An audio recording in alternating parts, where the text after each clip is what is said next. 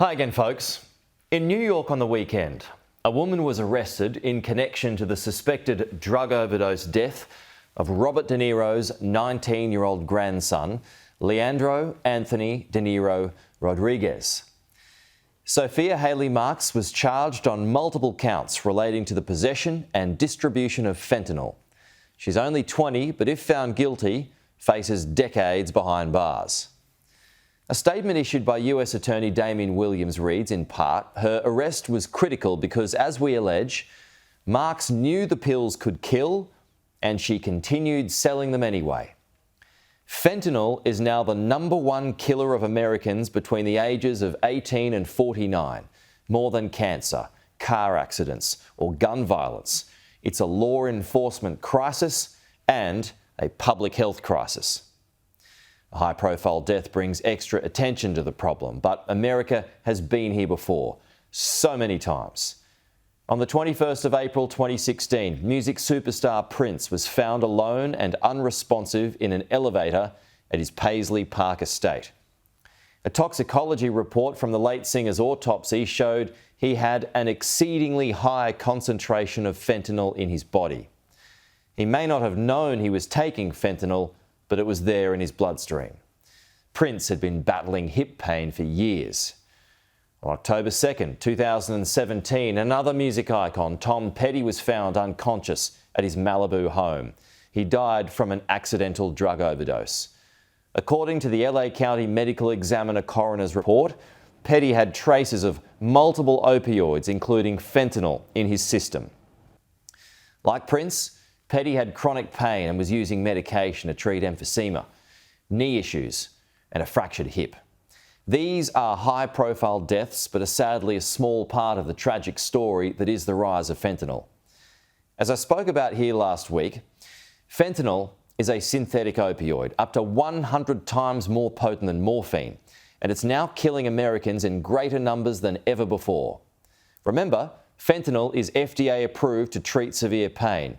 It's the illicit use that's completely out of control.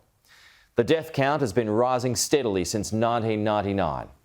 In 2021, more than 106,000 people died from taking the drug, and as Donald Trump's former drug czar Jim Carroll told me, that number will likely hit 110,000 when the next round of official data is made public.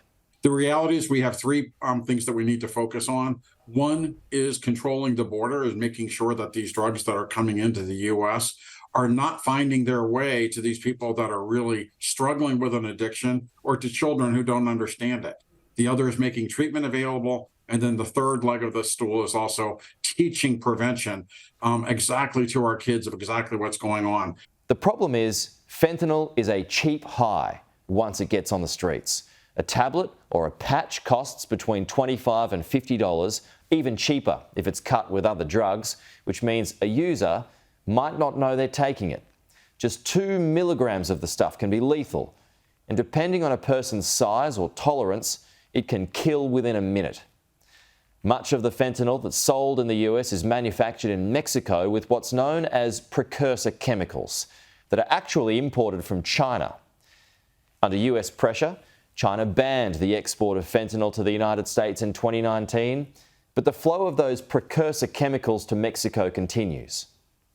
Our Sky News colleagues in the UK recently gained access to the Sinaloa cartel and filmed how the product is made. Hidden beneath trees and tarpaulin sheets is a lab where the synthetic opioid drug is made. It's highly toxic. Even breathing in the fumes here is lethal.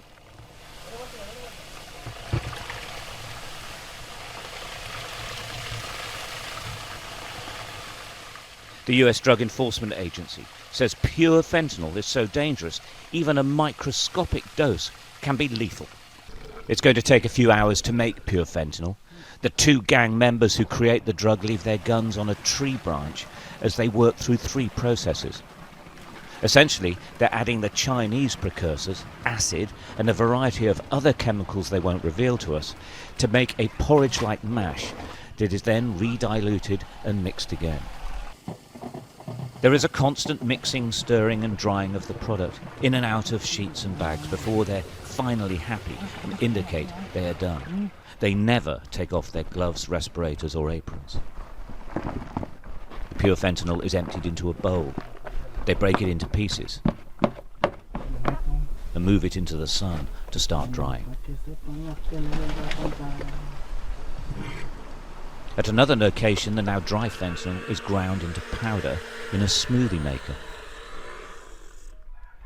The drug is carefully weighed to a single kilo and loaded into a plastic bag and then completely wrapped in thick tape.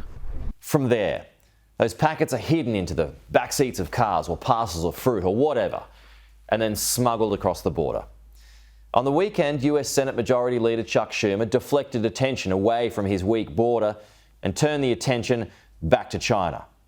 Schumer is pushing to sanction China over its alleged role in producing the opioid. We have learned the sad fact of the matter is that we know where this starts and predominantly comes from, and that is China, and the Chinese government does nothing about it. But what's the Biden administration doing about it? Deaths have soared under its watch, and despite whatever fix may come, has the damage already done? Because it's not just an American problem now. The European Monitoring Centre for Drugs and Drug Addiction says of its most recent available data last year, new synthetic opioids are reported in Europe and may be becoming more common in some areas, mostly restricted to some northern and Baltic countries. EU member states reported around 140 deaths associated with fentanyl. In Australia last week, a new drug report released by the Australian Criminal Intelligence Commission found fentanyl consumption has been increasing in many jurisdictions since April 2022. On a national scale, the rolling average of fentanyl remains higher than in the capital cities.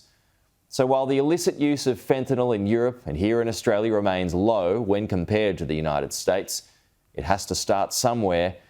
As I said earlier, in the US, it's been building for decades. And as we know, if criminal organisations sense a chance to make a buck, nothing stops them. Thanks for watching. To support this channel, please like, share and subscribe below, and I'll see you next week.